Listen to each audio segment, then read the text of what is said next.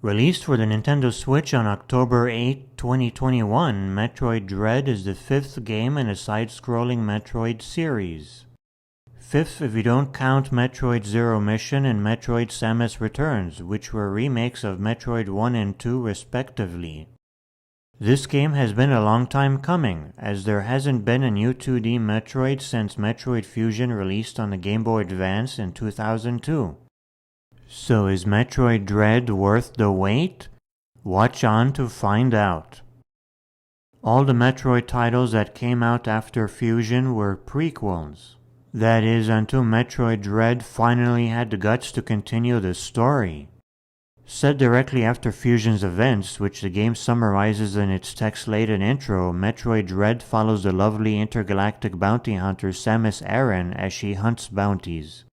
With Metroids rendered extinct due to her efforts, Samus now sets her sights on exterminating other threats to the galaxy. Metroid Dread, more like Metroid Dead, am I right? This time, her mission is to investigate planet ZDR to find out what happened to research robots known as the Emmy. I hope nobody won an Emmy for that one. The Emmy were sent to ZDR by the Galactic Federation to exterminate the X-parasites that were detected there, which were thought to have been wiped out in Metroid Fusion. Unfortunately, a mysterious occurrence has caused the Emmy to go AWOL, hence why Samus was sent in. The mystery only gets more mysterious from there. Adam, the computer AI from Metroid Fusion, makes a return in Metroid Dread to reprise his role as Samus's talkative advisor. His origins were thoroughly explored in everyone's favorite game, Metroid Other M, so Dread doesn't dredge any of that up. Instead, Adam merely functions as an expository element in this game, while also giving out some basic gameplay hints. He essentially functions the same way he did in Fusion, where you enter a computer chamber and step on a special plate to activate the talkie-talkie bits. Thing I've always disliked about these segments, both in Fusion and here, is that you're locked into these rooms upon entry and are forced to suffer through mountains of dialogue.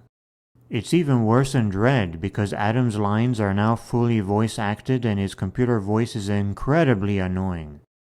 It doesn't help that Adam generally either tells you stuff you already know or spoils future upgrades.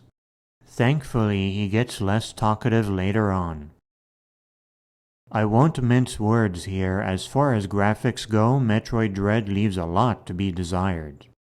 While the Switch is an underpowered system when compared to its competitors, it should be capable of more than this.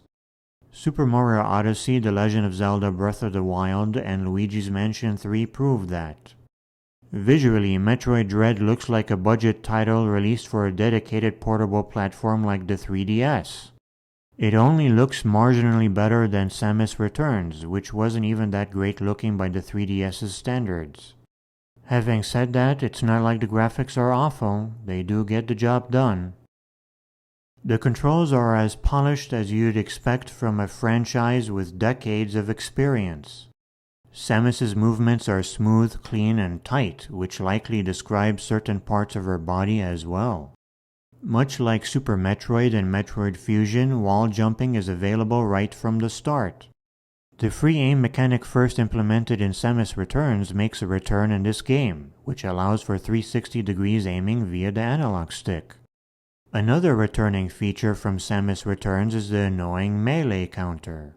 It's less annoying here as you're not forced to use it so often. Plus, if you initiate a melee counter while running, you'll do a neat dash attack. What is this, Super Smash Bros. Melee? New to the series is a Mega Man-styled slide move that allows Samus to quickly squeeze through tight tunnels. I bet plenty of guys would love to squeeze through her tight tunnels. The best thing about the controls in Dread is that they make excellent use of controller real estate.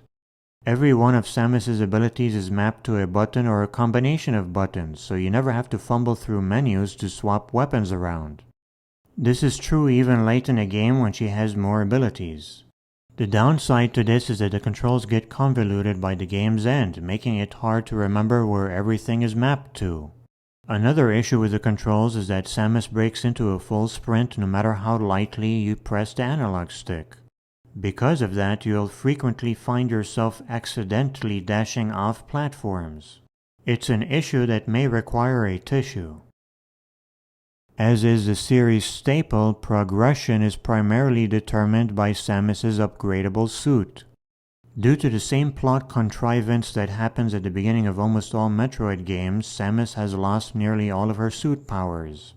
You begin the game with nothing more than the basic power beam and missiles, but quickly find yourself with more abilities, both old and new. Plenty of old favorites are here, such as the Morph Ball and Grapple Beam, but you also have a fair amount of new stuff, such as the Spider Magnet ability that allows Samus to cling to magnetic surfaces. It's like the Spider Ball, except not as cool. Those rechargeable Aeon abilities introduced in Samus Returns make a return in Dread as well. Save for the scanning one that reveals nearby map secrets, most of the Aeon abilities are new. One of the new ones is the Flash Shift, which functions like the dash from the Mega Man X series. When it comes to cool upgrades, Metroid Dread has you covered.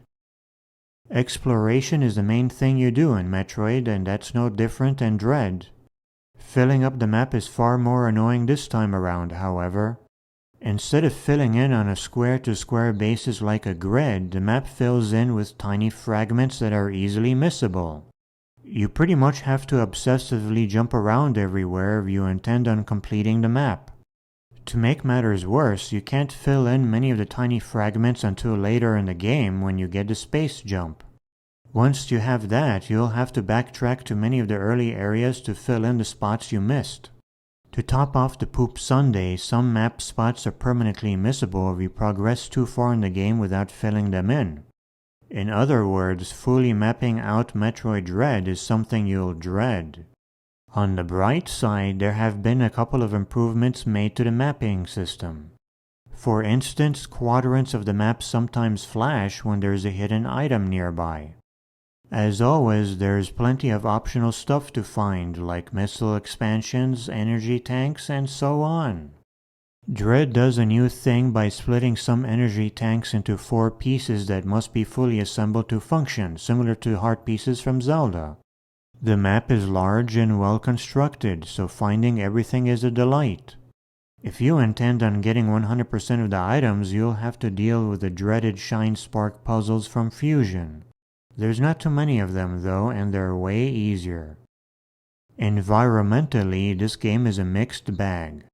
Most of the early environments are thematically samey, consisting of caves and industrial zones. Things do get a little more interesting later on with the jungle area, but there's still a distinct lack of variety when compared to past Metroids. If you've played any of the 2D Metroids between Super Metroid and this one, then you'll feel right at home here. However, the big thing that separates this iteration from past 2D Metroids is the Emmy. These things are completely invincible under normal circumstances, and they're capable of killing Samus in one hit if they catch her. The instant death can be avoided with an incredibly well-timed button press, but only pros can pull that off reliably. Initially, the only thing you can do when encountering these robotic rascals is run. Later, you'll be able to use an Aeon ability known as the Phantom Cloak to sneak past them. Remember those stealth sections stacked onto the end of Zero Mission? Well, that's basically what this is, except it's sprinkled throughout the game. These Emmy sections are way harder on account of the instant death thing, though. After doing a couple, the stealth bits will begin to fill you with dread. Perhaps that's the intention, but they're frustrating and don't really jive with the chill exploratory atmosphere of a Metroid game. Dread definitely attempts to rekindle the survivor horror atmosphere of past Metroid titles, but it doesn't do it quite as well. That's mostly because the Emmy aren't that scary. Sure, they're deadly, but they don't look or sound all that frightening. They're just robots after all. Mutants and aliens are way scarier than these goofy bots. Metroid Fusion started a series trend with tough boss fights, and that trend continues in Dread. Even with every upgrade at your disposal, the bosses will always at least be somewhat challenging. They can shave off huge chunks of your health rather quickly, so you must learn their attack patterns in order to attain victory. That doesn't mean the fights must be fought in a rigid manner, though. There is usually a bit of flexibility in how you damage a given boss, which allows some room for experimentation. For example, most bosses have specific moments where you can melee counter them for massive damage, but doing so isn't always necessary. It is always helpful, though. The only problem is that the mini-bosses get recycled later on. I honestly didn't mind it that much, though, because the bosses are just that good. Oddly enough, I'd say the bosses are the highlight of the game, maybe even some of the best in the series. The final boss is particularly good. Overall, Metroid Dread is a mighty fine game. The controls are tight, the map is massive, and the bosses are excellent. Really, the Emmy nonsense is the only thing that holds it back. It's by no means the best Metroid, but it's definitely one of the good ones. This is also easily one of the best games on the Switch. If you like Metroid, then you'll enjoy Metroid Dread without question.